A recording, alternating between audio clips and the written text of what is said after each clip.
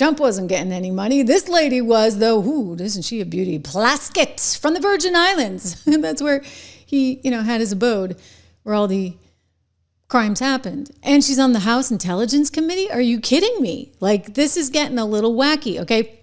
So Plaskett, you know the drill, was caught texting him. Was president of the United States. This is the Washington Post. And while we were once driving through a struggling neighborhood in Chicago, he's like, "Are you chewing?" Apparently, she had something in her mouth. Could live that Not way. anymore.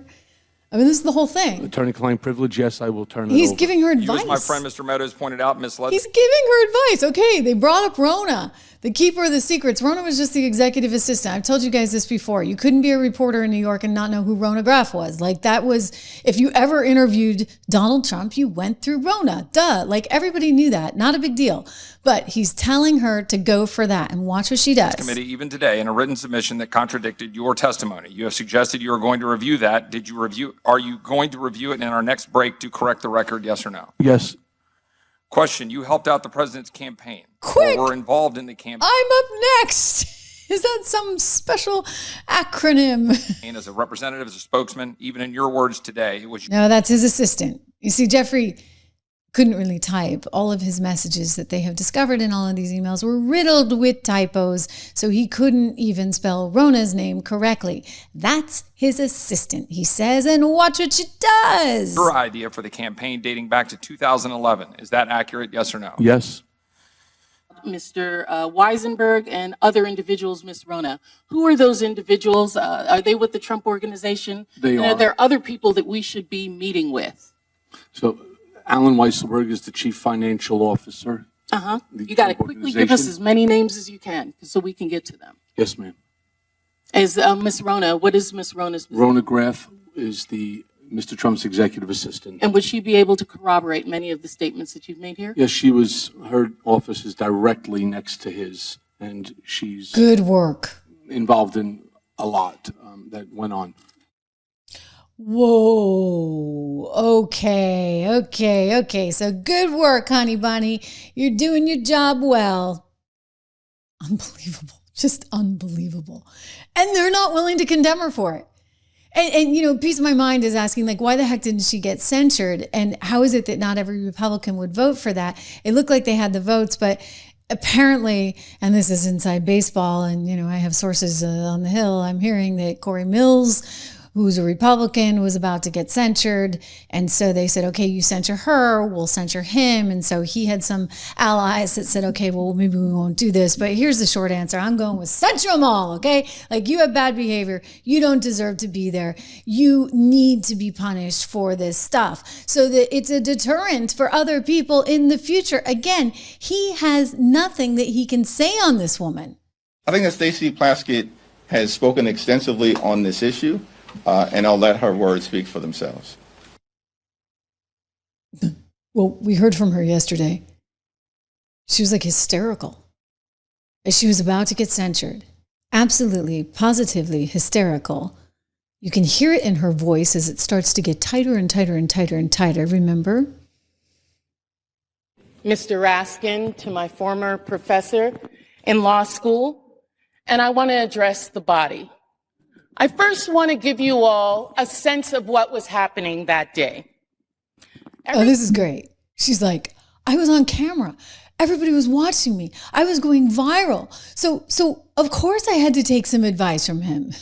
Everyone knows at that hearing in February, the entire country was watching. As Michael Cohen decided he was going to finally give up information about what was happening in the Trump world, the Trump enterprise. And at the beginning of that hearing, the ranking member, Jim Jordan, had the disrespect to Elijah Cummings, may he rest in peace and his name be a memory, after not allowing Mr. Jordan to shut the committee hearing down. And I turned to Mr. Jordan and told him to have respect for the chair and to basically shut up. And that moment went viral. And I began to get innumerable texts from friends, from foes, from constituents, about what was happening in that hearing. And I got a text from Jeffrey Epstein, who at the time was my constituent, who was not public knowledge at that time that he was under federal investigation, and was sharing information with me. Now, I heard recently from someone that I was seeking advice from him. Let me tell you something.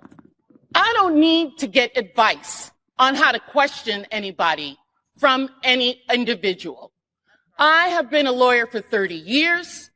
I have been a narcotics prosecutor in New York City.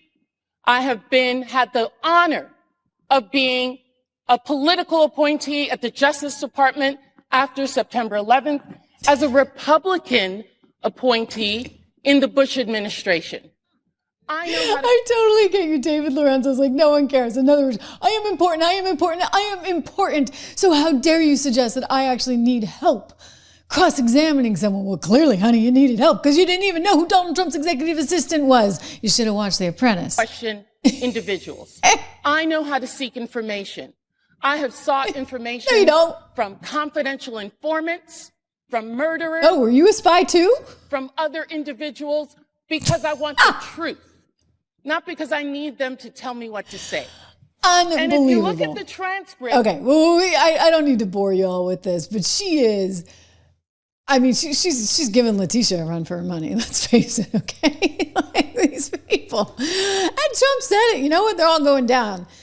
It's not going to be the Republicans going down. I'm sorry, but the names that are coming out when you donate 97 someone, or is it 89% of your funds, 87% of your funds to Democrats, guess who your friends are? Democrats. Here's what I want. We have nothing to do with Epstein. The Democrats do. All of his friends were Democrats. You look at this Reid Hoffman, you look at Larry Summers, Bill Clinton, they went to his island all the time, and many others, they're all Democrats. All I want is for people to recognize the great job that I've done on pricing, on affordability, because we brought prices way down, but they're going way lower, on energy, on ending 8 wars and another one coming pretty soon, I believe. We've done a great job. And I hate to see that deflect from the great job we've done. So I'm all for it. You know, we've already given 50,000 pages. You do know that. Unfortunately, like with the Kennedy situation, with the Martin Luther King situation, not to put Jeffrey Epstein in the same category, but no matter what we give, it's never enough. You know, with Kennedy, we gave everything and it wasn't enough. With Martin Luther King, we gave everything and it's never enough. We've already given, I believe the number is 50,000 pages, 50,000 pages. And it's just a Russia hoax as it pertains to the Republicans. Now, I believe that many of the people some of the people that we mentioned are being looked at very seriously for their relationship to Jeffrey Epstein. But they were with him all the time. I wasn't at all. And we'll see what happens. What I just don't want Epstein to do is detract from the great success of the Republican Party, including the fact that the Democrats are totally blamed for the shutdown. You know, they cost our country hundreds of billions of dollars with that, at a lot of inconvenience. For sure. So, but, you know, it is kind of sucking all the oxygen out of the room.